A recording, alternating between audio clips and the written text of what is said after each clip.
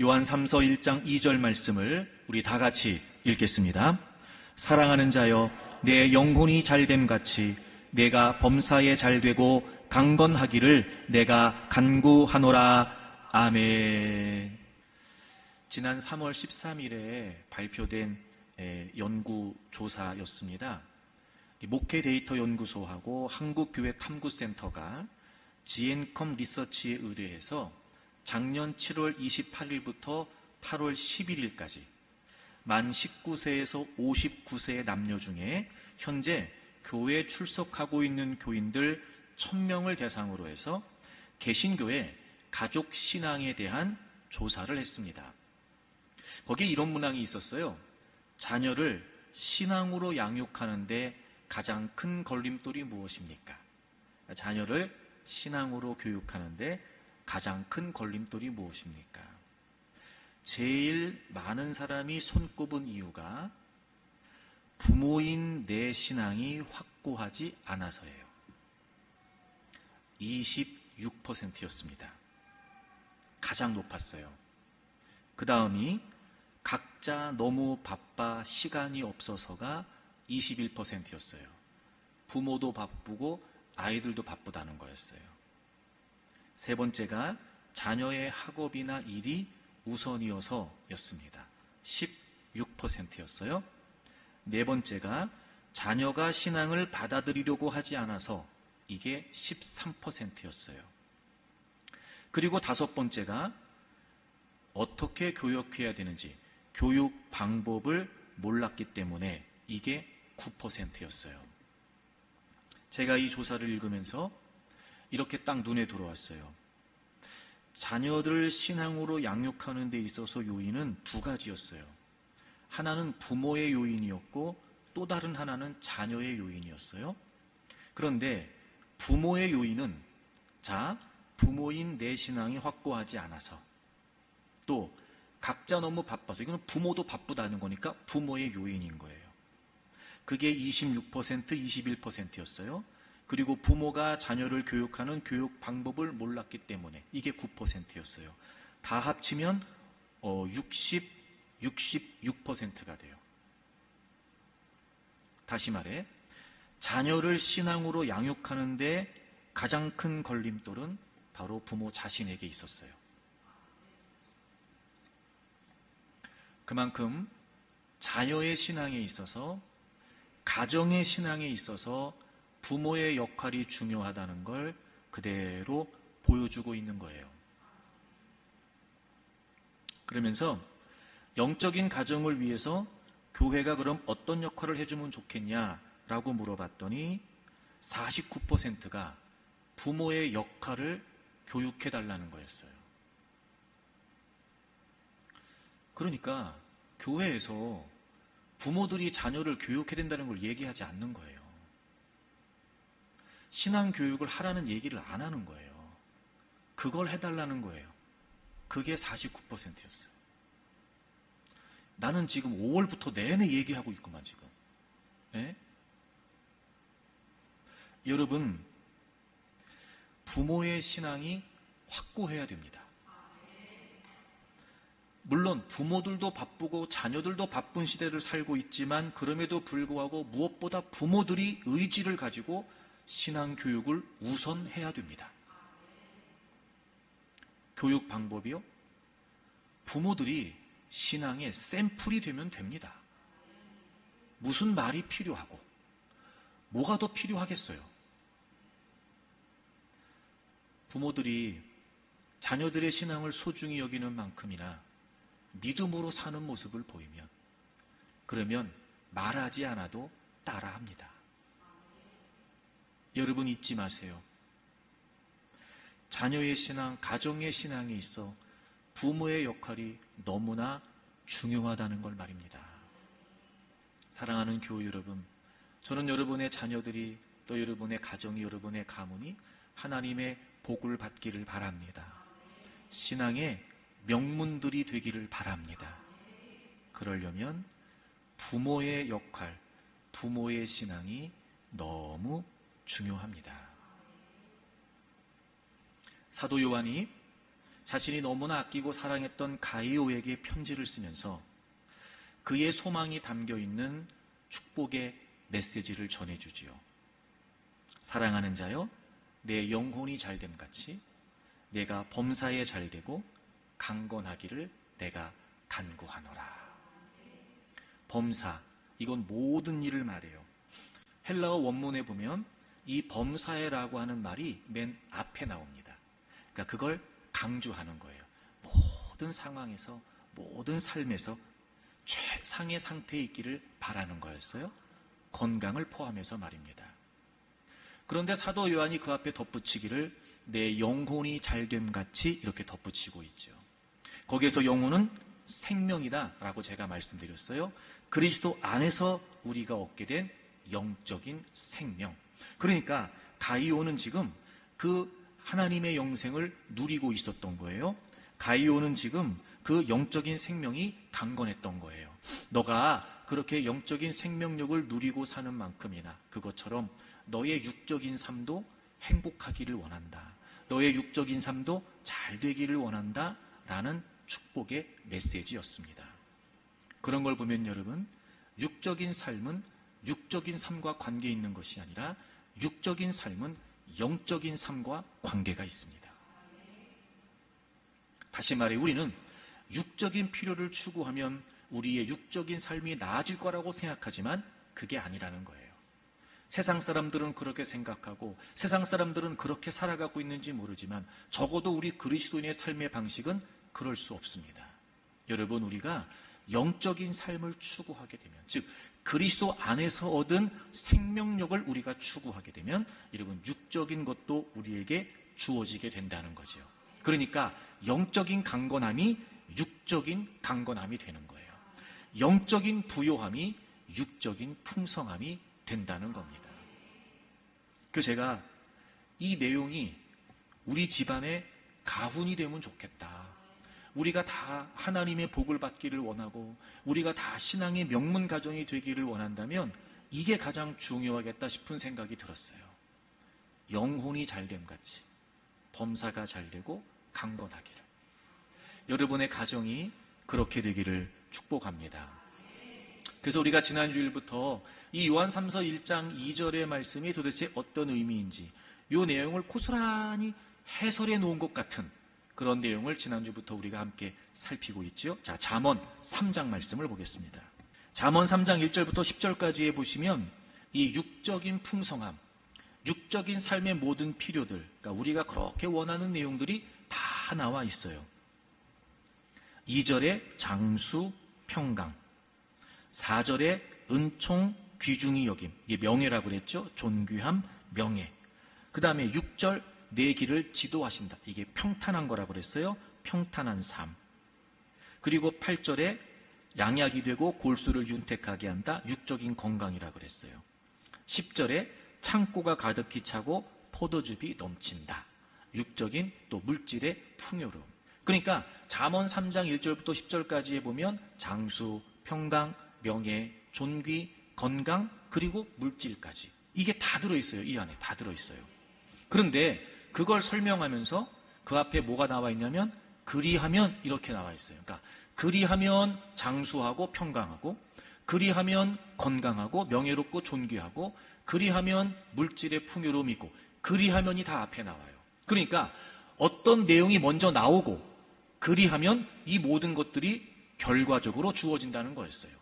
그게 뭐였어요? 하나님과의 관계였어요. 하나님의 말씀에 관해서 이야기했고 하나님을 신뢰하라고 그러고 하나님을 경외하라고 그러고 하나님을 공경하라고 그랬어요. 즉 하나님과의 바른 관계, 이 영적인 신앙생활, 영적인 삶이 원만히 이루어지면 그리하면 이 육적인 모든 필요와 문제들은 결과적으로 우리에게 주어지게 된다는 거예요. 그러니까 요한 3서 1장 2절에 있는 우리 그리스도인들의 삶의 원리, 무엇보다 하나님의 관계, 이 하나님과의 영생의 관계를 누리는 것이 중요하다는 내용이 바로 잠언 3장에 고스란히 나오고 있어요. 제가 그런 말씀 드렸죠. 우리는 이런 육적인 필요와 육적인 풍성함을 누구보다 우리가 원해요. 그런데 원하는 것만 알면 안 되고요. 원해야 되는 것도 알아야 돼요. 그래서 원하는 걸 추구해서 원하는 걸 얻는 것이 아니라 원해야 되는 걸 추구하면 원하는 건 결과적으로 주어져요. 우리가 원해야 되는 거 하나님과의 바른 관계였어요. 영혼이 잘 되는 거. 그리스도 안에서 얻은 이 영적인 생명력을 우리가 추구하면서 풍성히 얻는 거.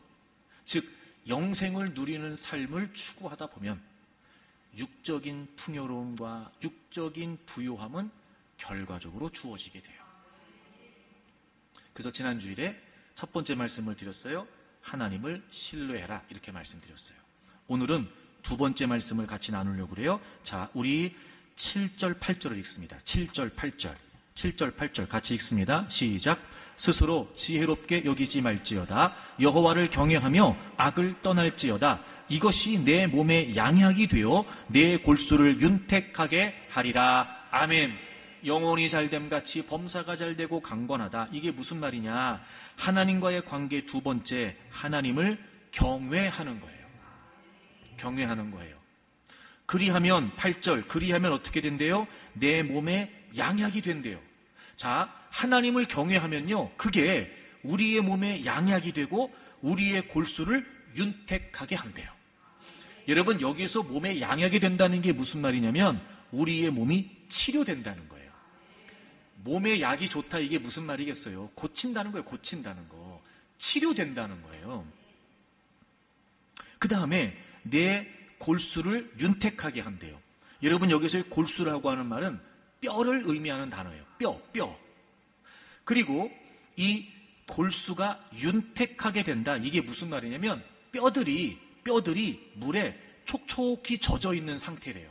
이게 무슨 의미냐면 대조적으로 이런 거예요. 우리가 왜 너무 고민되고 너무 힘들고 너무 괴로우면요, 왜 그런 얘기 하잖아요. 진액이 다 빠진다 이런 얘기 하잖아. 진액이. 그게 뼛속에 물이 빠진다는 말이래요. 그러니까 너무 고통스러우면 뼈가 바짝 마르는 거예요.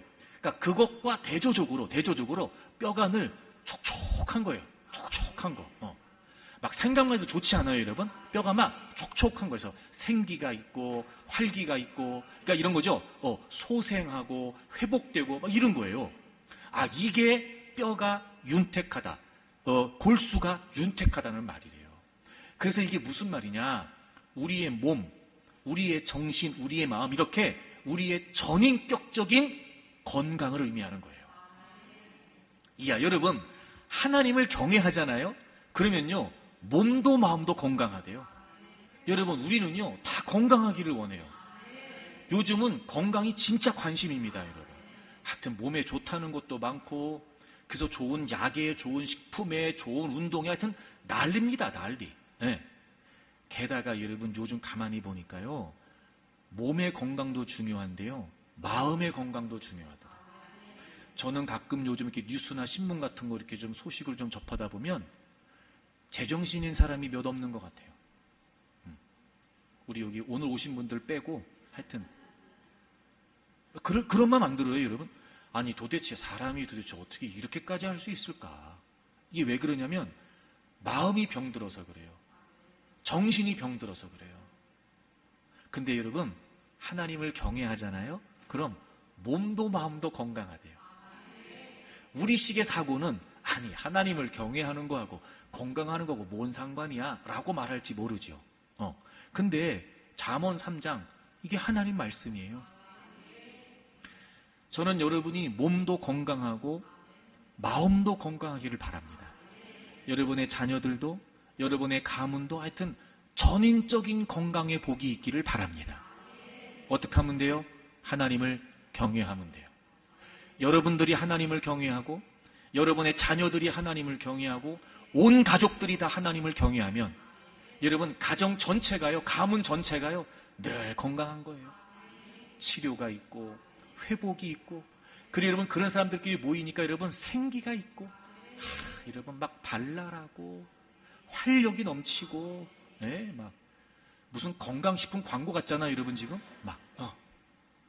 그러니까 정말 우리 가문이 하나님의 복을 받는 이런 전인적인 건강의 복을 받기를 원한다면 우리가 뭐 하면 돼요? 하나님을 경외하면 돼요. 자, 그러니까 우리의 관심이 건강이어야 돼요? 경외여야 돼요? 경외. 그래서 도대체 하나님을 경외한다는 게 무슨 말일까? 하나님을 경외한다는 게 무슨 말일까? 사실 제가 이 경외라고 하는 내용을 설명할 때마다 너무 고민이 많이 돼요. 그 이유가 뭐냐면 이 경외라고 하는 개념은요, 말로 설명해서 이해될 수 있는 게 아니기 때문에 그래요. 그러니까 쉽게 말하면 이 경외라고 하는 개념은 직접 경험해 보지 않으면 아무리 말로 설명해도 이해가 안 되는 개념이에요. 그래서 말씀을 준비하면서 또 여러 성경 구절들을 여러분에게 설명하면서 여러분의 이해를 돕기 위해 제가 설교를 하겠지만 참 이게 한계가 있다 이렇게 느껴져요. 그래서 제가 기도하면서 그런 생각 기도했어요. 하나님, 오늘 이 경외라고 하는 말씀이 우리 모두에게 깨달아지게 해 주십시오. 정말 제가 한 가지 기대하기는 우리가 말씀을 나누는 가운데 성령님께서 우리 안에 강권해 주셔서 이 하나님을 경외한다는 의미가 어떤 의미인지 우리가 정말 제대로 깨달았으면 좋겠어요. 그럼에도 불구하고 어쨌든 말로 설명을 해야 되니까, 자, 경외가 뭐냐? 경외 이런 거예요. 창조주이신 하나님을 피조물인 우리 인간이 대면하게 됐을 때 그 존재론적인 차이에서 느껴지는 두려움이에요. 하나님은 절대자이시죠? 모든 것을 주관하고 다스리시는 통치자이세요. 그리고 우리는 그분의 손에 의해 지어졌고 그분의 주권에 의해 살아가는 피조물일 뿐이죠. 그런 우리가 하나님을 인식하게 됐을 때, 하나님을 마주하게 됐을 때 그 절대적인 간격에서 오는 두려움이에요. 이게 경외예요. 그러니까 이게 말로만 설명해서는 안 되고요. 실제로 하나님을 정말 대면해 봐야 돼요. 이 경험이 있어 봐야 된단 말이에요. 그래서 절대자 하나님을 한낱 미물에 불과한, 그분에 비해 한낱 미물에 불과한 우리 인간들이 아, 정말 하나님이시군요 라고 하나님을 대면하게 됐을 때 우리가 보이게 되는 마땅한 반응, 그게 경외예요. 근데 이건 무섭다, 공포스럽다 이런 차원이 아니에요. 거룩한 두려움이에요. 거룩한 두려움. 저는 이 경외가 정말 중요하다고 생각합니다. 이유가 뭐냐면 저는 그렇게 생각해요. 정말 우리 인간이 하나님이 어떤 분이신지를 직면하게 됐다면 그분이 어떤 분이신지를 알기에 나타나는 마땅한 반응이라고 하는 이 두려움은 내가 지금 하나님을 합당히 여기고 있다는 표현이거든요. 그러므로 하나님을 경외한다는 건 하나님을 알고 있는 우리에게 가장 중요한 마음과 태도여야 돼요. 그래서 하나님을 경외하지 않는 건 하나님을 경멸하는 거예요. 왜요? 하나님을 경외하는 것이 그분에 대한 합당한 표현이기 때문에 그래요. 합당히 그분을 표현하고 합당히 그분을 대하고 합당히 그분께 있지 않다면 그건 그분을 무시하는 거거든요. 그래서 경외가 중요해요. 경외하지 않으면 경멸하는 거예요. 사랑하는 교우 여러분, 우리는, 그리고 우리의 자녀들과 우리의 가문은 하나님을 경외하기를 바랍니다. 근데 이 시대가 이 경외를 다 잃어버렸어요. 저를 포함해서. 우리가 반드시 이 하나님을 경외하는 하나님에 대한 합당한 태도를 회복해야 합니다. 성경에서 그나마 그래도 우리가 좀 이게 경외구나 라고 우리가 생각해 볼 수 있는 장면이 나오는데, 자, 우리 출애굽기 19장을 찾아보겠습니다. 이스라엘 백성들이 출애굽을 하고 이제 석 달이 지났습니다. 석 달이 지났습니다. 그리고 하나님께서 모세를 부르셔서 이런 말씀을 하세요. 19장 10절. 19장 10절. 여호와께서 모세에게 이르시되 너는 백성에게로 가서 오늘과 내일, 이틀이에요. 오늘과 내일 그들을 성결하게 하고 그들에게 옷을 빨게 하고 준비하게 하고 셋째 날을 기다려라. 이렇게 말씀하세요. 이유가 뭐냐면 이유가 셋째 날에 나 여호와가 하나님께서 온 백성의 목전에서 시내산에 강림할 것이다. 이렇게 말씀하세요. 하나님 모세를 부르셔서 야, 너 백성들에게 전에 오늘 내일 이틀 동안 철저하게 거룩하고 성결하게 준비해라. 내가 3일째 되는 날 너희들의 진영 가운데 임할 거야. 이렇게 말씀하시는 거예요. 쉽게 말하면 이런 거예요. 하나님이 오신다는 거예요. 그들에게 하나님이 나타나신다는 거예요. 그러니까 너희들은 이틀 동안 철저하게 준비하라는 거예요. 깨끗하게, 성결하게. 그리고 내가 3일째 되는 날 너희들 가운데 나타날 거야. 이렇게 말씀하셨어요. 그래서 이스라엘 백성들이 이틀 동안을 철저하게 준비했어요. 14절. 모세가 산에서 내려와 백성에게 이르러 백성을 성결하게 하니 그들이 자기 옷을 빨더라. 모세가 백성에게 이르되 준비하여 셋째 날을 기다리고 여인을 가까이 하지 말아라. 그러니까 모든 일상, 이틀 동안 모든 일상에서 그들은 하나님 오신대, 하나님 나타나신대. 그것 때문에 철저히 구별된 삶을 살았어요. 자, 그리고 셋째 날 하나님이 말씀대로 그들 가운데 임하셨어요. 자, 16절 다 같이 읽겠습니다. 같이 읽어요. 시작.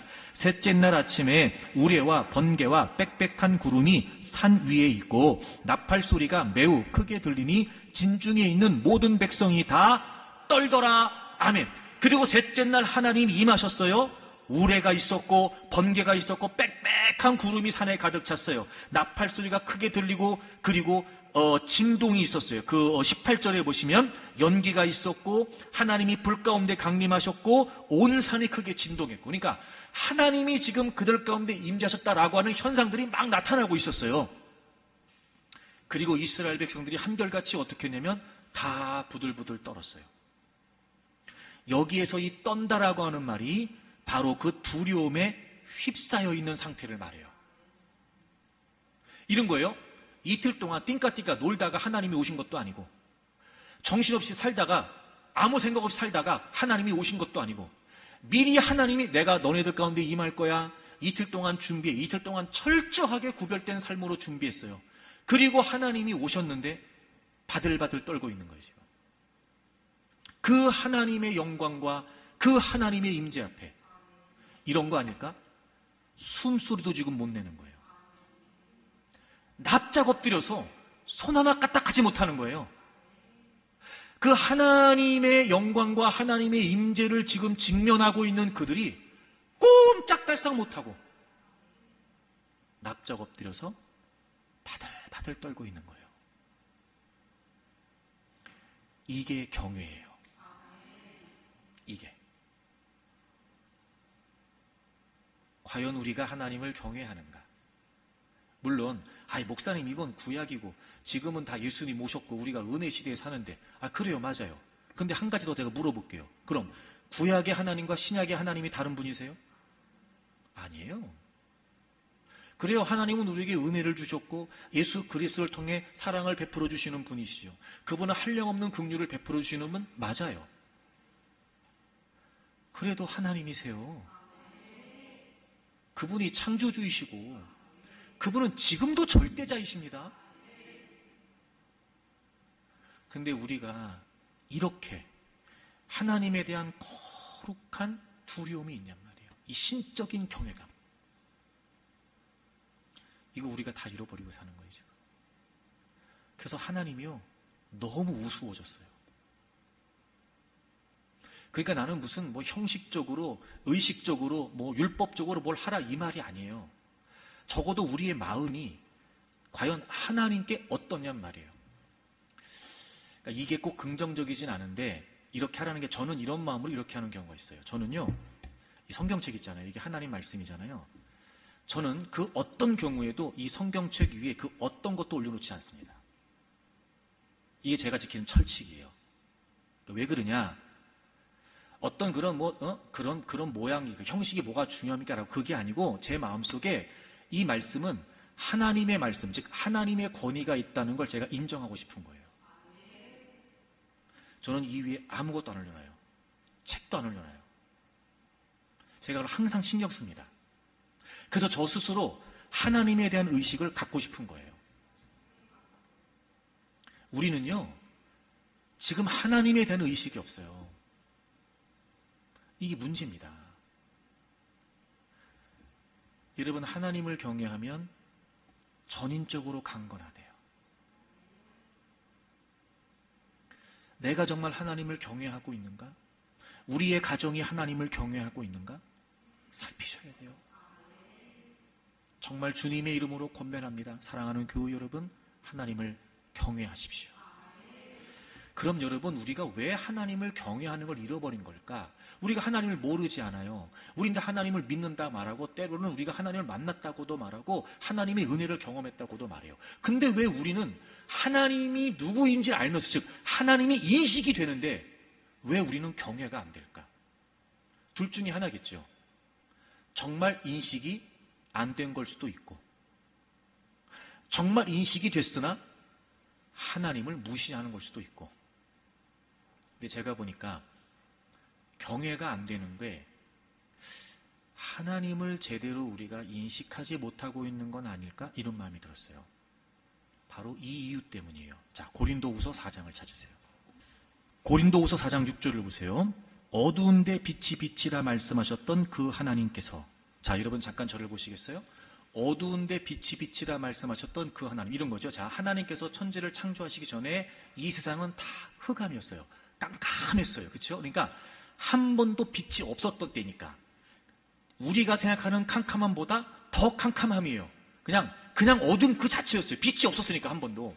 근데 하나님께서 빛이 있으라 이렇게 말씀하셔서 빛이 생겼고 어둠이 물러갔어요. 그렇죠, 여러분? 그래서 우리가 볼 수 있게 됐단 말이에요.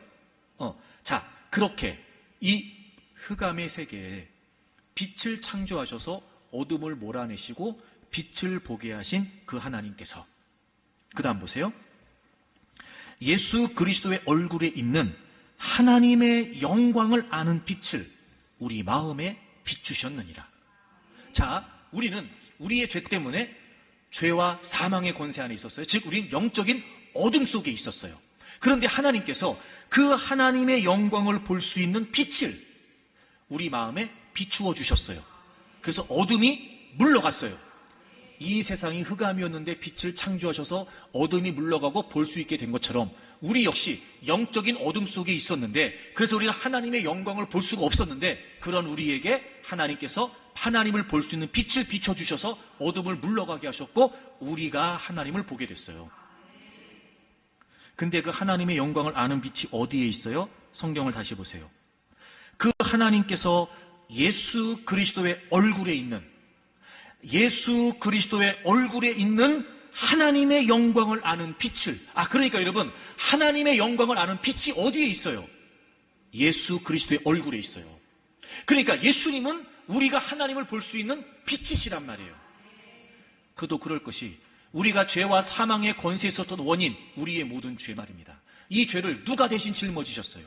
누가 대속해 주셨어요? 예수님. 그 예수님의 대속의 은혜로 말미암아 우리는 그 죄의 결박으로부터 자유함을 얻었고, 그리고 비로소 우리가 하나님의 영광으로 나아갈 수 있는 길이 열렸어요. 예수님은 우리의 빛이세요. 그래서 우리가 하나님을 알게 됐단 말이에요.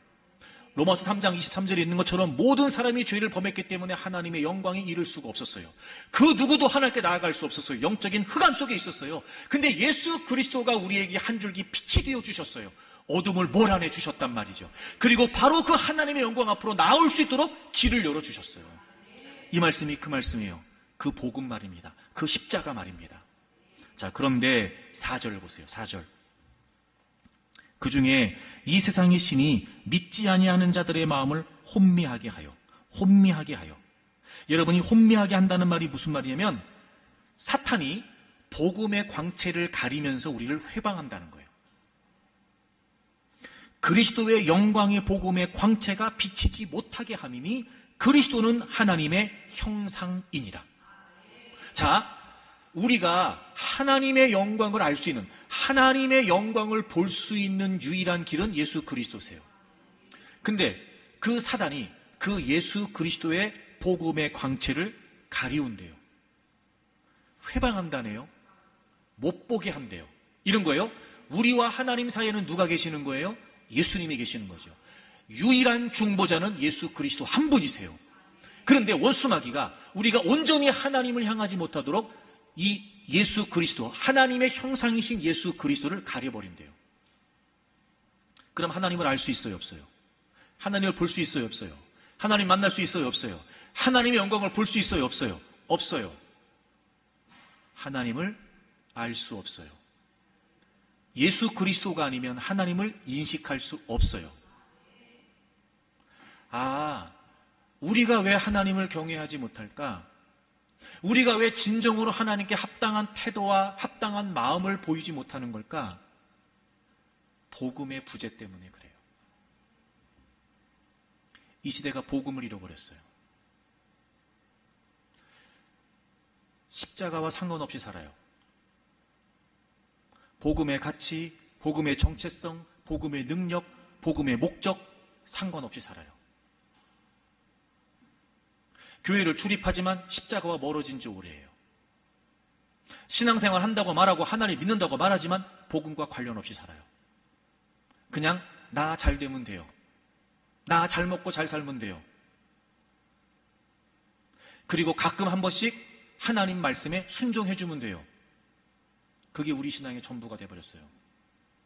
제가 늘 강조했지만 죄인이 구원받고 하나님의 백성이 되는 것도 복음이 절대적이죠. 그런데 그 구원받은 하나님의 자녀가 하나님의 자녀답게 살기 위해서도 복음은 절대적이에요. 이 십자가를 다 잃어버렸어요. 그래서 이제는 무턱대고 하나님이에요. 묻지도 말고 따지지도 말고 하나님이에요. 그냥 하나님 믿으면 된대요. 하나님 믿으면 잘 된대요. 하나님 믿고 기도하면 된대요. 아니, 예수 그리스도가 아닌데 어떻게 하나님을 믿어요?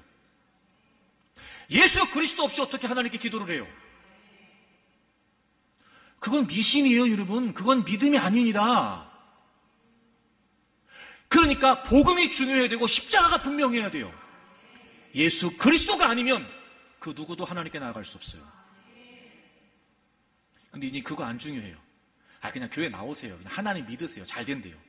복음 얘기 안 해요. 십자가 얘기 안 해요. 우리가 신앙생활하는 건 나를 위해 죽으시고 부활하신 그 예수 그리스도를 나의 구주와 주님으로 믿고 그분을 따라 그분이 원하시는 삶을 사는 거예요. 근데 이러니까 부담되잖아요.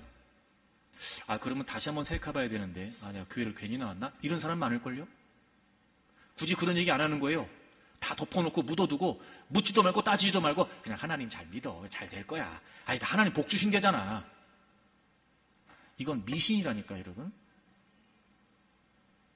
그래서 우리가 하나님에 대한 의식이 없어진 거예요. 그래서 경외가 안 되는 거예요. 여러분, 구약에 보면 성막이 나오잖아요. 출애굽기, 레위기 보면 성막 나와요. 그리고 제사에 여러 많은 규례들이 나오거든요. 여러분, 성막의 중심은 뭐냐면 하나님의 임재예요. 거기는 하나님이 계신 곳이었어요. 그 이스라엘 백성들이 거기 왜 나왔냐면 그 하나님을 예배하기 위해 나왔어요. 근데 구약의 예배는요, 제물이 있었고 그 제물을 죽여서 피를 흘렸어요. 반드시 모든 제사에는 피 흘림이 있어야 됐어요. 그래서 그 성막과 제사에 관한 규례를 보면은요, 피를 흘리고 피를 뿌리고 피를 담아놓고 이 피에 대한 얘기가 계속 나와요. 자, 그럼 여러분 생각해 보세요. 이스라엘 백성들이 성막에 제사를 드리러 갈 때마다 무슨 냄새 났을까? 피 냄새가 진동을 했을걸요. 예배 드릴 때마다 바닥에 피가 흥건했을걸요. 아마 이스라엘 백성들은요, 성막 그럼 뭐부터 생각났겠어요? 피의 흔적이 가득했을 거라고요. 성막에 늘 그랬을 거 아니냐 말이에요. 그래서 그들은 이러지 않았을까? 피를 볼 때마다 누구 생각했겠어요? 하나님의 임재, 하나님을 예배하는. 성막은 하나님의 임재가 있는 곳이고 그들에게 실제적으로 하나님 눈에 보이지 않지만 몸 보여요. 재물을 잡은 피는 보이잖아요. 피 흔적은 남잖아요. 그들은 하나님 생각할 때마다 피를 생각하지 않을 수 없었어요. 여러분, 우린 예수 그리스도의 보혈이 아니면 하나님께 나아갈 수가 없어요. 그 구약의 제사에서 제물은 바로 예수 그리스도이시고 그 피는 그분의 보혈이란 말이에요. 그거 없이 어떻게 하나님께 나가요? 근데 우리는요, 하나님 믿는다고 말하고 하나님 안다고 말하면서 이 예수 그리스도의 보혈을 다 잃어버렸어요. 이 중요한 십자가를 다 놓쳐버렸어요.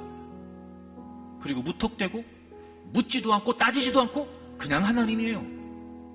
그러니 하나님이 어떤 분이신지 제대로 인식이 안 되는 거예요. 그리고 경외를 잃어버린 거예요. 여러분 그런 찬양하시죠? 보혈을 지나 보혈을 통해 하나님 품으로, 보혈을 통해 아버지 품으로 존귀한 주 보혈이 내 영을 새롭게 하네. 우리의 믿음의 고백으로 찬양하겠습니다. 보혈을 통해, 보혈을 통해 하나님 품으로, 보혈을 통해 아버지 품으로, 아버지 품으로, 보혈을 통해 하나님 품으로, 하나님 품 한 걸음씩 한 걸음씩 나아가네. 존귀한 주 보혈이, 존귀한 주 보혈이 내 영을 새롭게, 내 영을 새롭게 하시네. 존귀한 주 보혈이 내 영을 새롭게 하네. 십자가 통해, 십자가 통해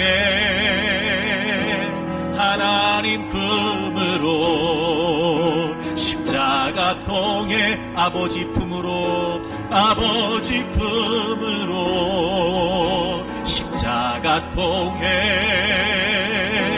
하나님 품 한 걸음씩 한 걸음씩 나아가네. 존귀한 주 십자가, 존귀한 주 십자 내 영을 새롭게, 내 영을 새롭게 하시네. 존귀한 주 십자가, 주 십자가 내 영을 새롭게 하네. 아멘. 사랑하는 교회 여러분, 우리가 하나님께 나아갈 수 있는 건 오직 주님의 보혈뿐입니다. 십자가가 분명해야, 복음이 확실해야 하나님이 누구이신지를 알게 됩니다. 그러면 여러분, 하나님을 경외한다는 게 구체적으로 무슨 의미일까? 자, 잠언 3장 다시 돌아와 보세요. 하나님을 경외한다는 게 무슨 의미일까? 3장 7절에 보시면 스스로 지롭게 여기지 말지어다. 그 다음 보시면 여호와를 경외하며 뭘 하래요? 악을 떠나래요. 자, 하나님을 경외한다는 거, 이게 어떻게 눈으로 보여지냐? 하나님을 경외한다는 거, 우리가 어떻게 나타나냐? 악을 떠난다는 거예요. 자, 요 말을 또 요렇게도 돼 있어요. 잠언 16장 찾아보세요. 잠언 16장 6절. 같은 의미인데요. 잠언 16장 6절 보시면 인자와 진리로 인하여 죄악이 속하게 되고 여호와를 경외함으로 말미암아 악에서 떠나게 된대요. 여호와를 경외함으로 말미암아 악에서 떠난대요. 그러니까 잠언 3장은 경외하며 악을 떠나라고 되는데, 이 말이 무슨 말이냐? 16장 6절에 있는 것처럼 여호와를 경외함으로 말미암아 악에서 떠나게 된대요. 다시 말하면 이런 거예요. 여호와를 하나님을 경외하게 되면 악과 함께 할 수 없어요. 하나님을 경외하는 그 자체가 우리를 악에서부터 떠나게 하는 힘이 되고 악에서부터 떠나게 하는 능력이 돼요. 자, 그러면 이런 거죠. 하나님을 경외한다. 그러면 악으로부터 떠난다. 악을 떠난다. 악에서 떠나게 된다. 이런 말이에요. 그럼 여러분 이런 거죠. 악에서부터 떠난다 이 말이 무슨 말이겠어요? 악에서부터 떠난다. 하나님을 경외함으로 말미암아 그 하나님을 경외하는 것이 이유가 되기 때문에 악으로부터 떠난다. 이게 무슨 말이겠어요? 죄로부터 떠난다. 이게 무슨 말이겠어요? 하나님을 경외하니까 우리가 악에서부터 떠난다. 죄로부터 떠난다. 이게 무슨 말이겠어요? 자, 우리가 악에 있었어요. 죄에 있었어요. 근데 하나님을 경외하니까 죄를 떠나요. 어떤 상태가 되는 거예요?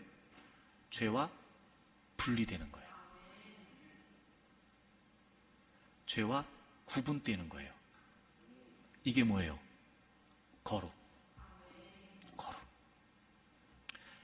경외와 거룩은 같은 개념이에요. 마치 동전의 양면처럼. 경외하면 거룩해요. 거룩하다면 경외하는 거예요. 이 반대도 성립하겠죠. 경외하지 않으니까 거룩하지 않은 거예요. 거룩하지 않으면 경외하지 않는 거예요.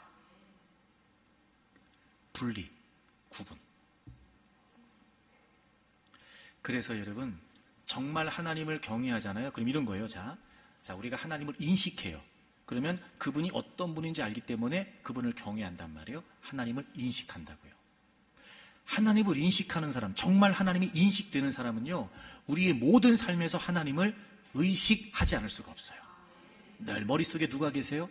늘 마음속에 누가 계세요? 하나님. 이런 거예요. 하나님을 인식하는 지식, 즉 하나님이 어떤 분인지 하나님에 대한 지식이 있기 때문에 그 하나님에 대한 지식은 우리로 하여금 우리의 삶에서 그 하나님에 대한 인식을 지속하게 해요. 그게 의식하는 거예요. 인식, 의식, 지식, 지속. 개념이 되세요? 무슨 말인지? 그래서 여러분 하나님을 경외한다. 이건 우리 눈에 안 보여요. 근데 뭐는 눈에 보여요? 죄와 분리되어 있는가? 악에서 떠나 있는가? 이건 눈에 보여요. 그러니까 정말 하나님을 경외하는 사람은요, 끊임없이 구별된 삶은, 구분된 삶을, 거룩한 삶을 살기 위해 힘쓰는 거예요. 물론 우리 모두는 완벽할 수 없어요. 누구도 완벽할 수 없습니다. 하지만 그럼에도 불구하고 정말 내가 하나님이 어떤 분이신지 인식이 된다면 그 하나님을 의식하지 않을 수 없기 때문에 우리는 끊임없이 죄를 거부하고 끊임없이 죄를 거절하고 그 죄의 분위기, 그 죄의 속에서 우리가 악에서부터 떠나려고 몸부림을 치는 거예요. 왜? 하나님을 의식하기 때문에 그렇단 말이죠. 그러니까 이런 거예요. 하나님을 인식하지 못하니까 경외하지 못해요. 그리고 동시에 제가 보니까 하나님을 의식하지 않으니까 거룩하게 못 사는 거예요. 여러분 우리 왜 레위기 별로 안 좋아하잖아요. 막 그냥 그 다양한 무슨 규례들 무슨 병 나오고 무슨 부정 나오고 막 정과 부정에 관한 규례가 얼마나 복잡하지 뭔 말인지도 모르겠고 하여튼 이런 건 복잡하기만 하고 막 너무 막 다양하고 이런 정과 부정에 관한 다양하고 복잡한 얘기들이 레위기에 나와요. 음식도 그렇잖아요. 음식도 그래요. 그 다음에 여러분 병, 그래요. 피부병, 유출병 이런 거. 심지어 여러분 여인들이 출산을 해도 부정한 시간이 있었어요. 그래서 정결 의식을 또 행해야 됐었어요. 게다가 여러분 그런 것도 아시죠, 여러분? 부정한 사람이 만진 건 부정해요. 그래서 부정한 사람이 만진 걸 부정하지 않은 사람이 만지면 부정해져요. 부정한 사람이 앉은 자리도 부정해요. 그래서 부정한 사람이 앉은 자리에 부정하지 않은 사람이 앉으면 그 사람도 부정해져요. 하여튼 이 정과 부정이 복잡하고 굉장히 세밀해요. 너무 다양하단 말이에요. 근데 처음에 이 레위기를 볼 때마다 이걸 도대체 어떻게 다 하라고, 지금 주님이 오시길 천만다행이고 내가 이 시대에 태어나길 천만다행이다, 이런 마음을 가지고 안도하면서, 근데 그런 복잡하고 다양한 레위기의 정과 부정에 관한 규례를 보면서 느낀 게 한 가지 있어요. 지금 제가 설명드린 것처럼 이렇게 정과 부정이 세밀하기 때문에 늘 이스라엘 백성들은 신경 쓰지 않으면 안 됐던 거예요. 모든 매사 항상 세밀하게 신경 써야 돼요. 왜? 부정하면 안 되니까. 늘 정결한 삶을 살아야 되니까. 먹을 때도 살펴야 돼요. 이거 저기 하나님이 정하다고 하셨어? 부정하다고 하셨어? 그래서 부정하다고 하신 거면 먹으면 안 돼요. 아니 이거 맛있게 생겼는데 왜 부정하다 그래? 소용없어요. 하나님이 부정하다 그러면 부정한 거예요. 먹을 때 살펴야 됩니다. 사람 만날 때 살펴야 돼. 저 사람이 부정한가? 왜? 내가 부정한 사람을 만나면 나도 부정한 사람이 되니까. 살펴야 됩니다. 어디 앉을 때도, 어떤 물건을 만질 때도 이게 부정해진 건 아닐까? 그냥 모든 매사가 항상 이 정과 부정에 대한 의식이, 하나님의 백성들은 이 구별되이 살아야 되는 의식이 늘 그들 속에 있었을 거예요. 제가 그걸 깨달았어요. 우리가 모든 삶의 자리에서 하나님을 의식하는 훈련이 필요하겠다. 하나님이 나와 함께 하신다. 하나님은 나의 하나님이시다. 이게 그냥 우리 편에서 아쉬울 때, 힘들 때, 모자랄 때 그런 표현이 아니고 하나님은 늘 우리와 함께 하시니까. 근데 그분은 거룩하시고 지존하신 그 절대자이신 하나님이시니까 내가 그 하나님에 대한 인식이 분명히 있다면 우리는 끊임없이 우리의 삶에서 하나님을 의식할 수 있어야 돼요. 자, 보세요. 그래서 우리 모두는 다 거룩하게 살기를 원하고 구별되게 살기를 원해요. 그렇게 하나님을 경외하기를 원하는데 사실 우리는 연약하고 모자란 게 많아요.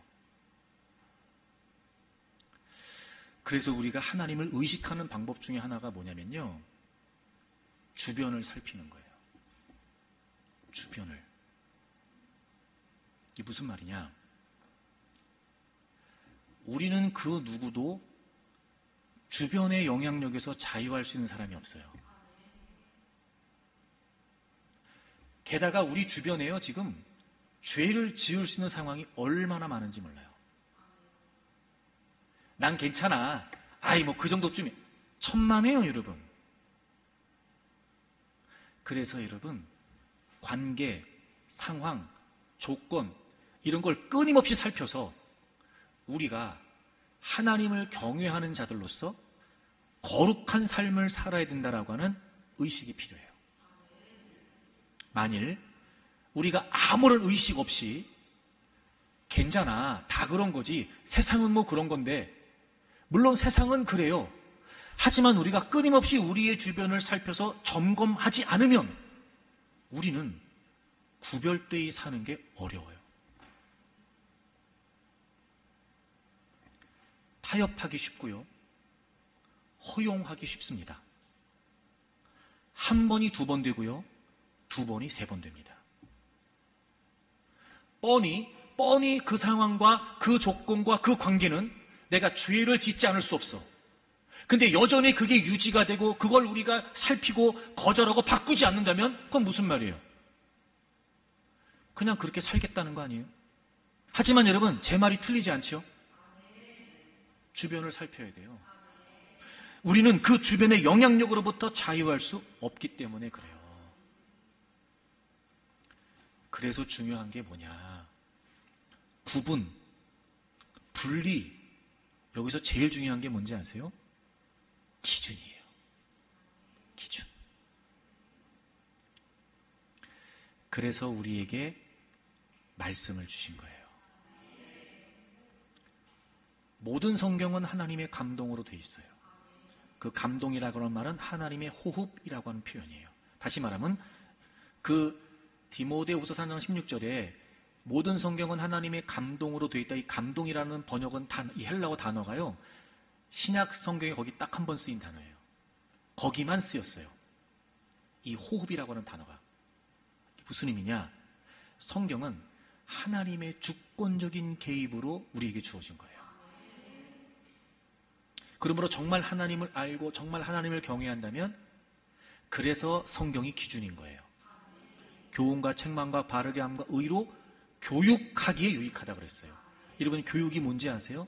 기준 알려주는 거예요. 기준이요, 기준. 그 선을 알려주는 게 교육이란 말이에요. 우리가 분리된 삶, 구별된 삶, 구분된 삶, 즉 거룩한 삶을 살기 위해서는 뭐가 필요하냐면 기준이 필요해요. 그 기준이 뭐여야 돼요? 말씀이어야 돼요. 자, 보세요. 이런 거예요. 똑같이 신앙생활을 해도요, 기준이 다를 수 있습니다. 예를 들어, 뭐 요즘 다 그렇게 교회 다니고 술 마시고 다 그러던데 뭘 그래. 참 괜찮아. 누군간 그럴 수 있을 때, 무슨 소리야, 술 마시면 안 되지. 누구는 그러단 말이에요. 뭐가 다른 거예요, 지금? 기준이 다른 거예요. 기준이. 야, 그 주일 한번 빠진다고 뭔 일 생기냐? 뭐 괜찮아. 주일은 내일 다음 주도 있고 그 다음 주도 뭘 그래. 그렇게 말하는 사람이 있는 반면에 누구는 무슨 소리야, 주일은 하나님의 날인데 그러면 안 되지. 뭐가 다른 거예요? 기준이 다른 거예요. 여러분, 기준이 분명해야 분리된 삶을 살 수 있어요. 기준이 분명해야 다른 삶을 살 수 있는 거예요. 거룩이 뭔지 아세요?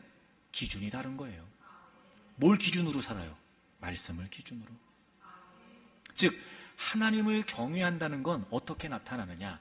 정말 그 하나님을 경외하고 정말 그 하나님의 권위를 인정하기 때문에 그분이 우리에게 주신 이 말씀을 늘 존중히 여기는 거예요. 내 생각과 달라도, 내 경험과 달라도, 내 의도와 내 의사와 달라도, 그리고 내 마음과 달라도 그래도 내가 하나님을 경외하는 사람으로서 이 하나님의 말씀의 권위를 제가 인정하고 존중합니다. 그래서 하나님 이해되지 않지만, 그래서 하나님 흔쾌하진 않지만, 그래도 이게 하나님의 말씀이니까 저는 하나님의 말씀을 기준으로 살겠습니다.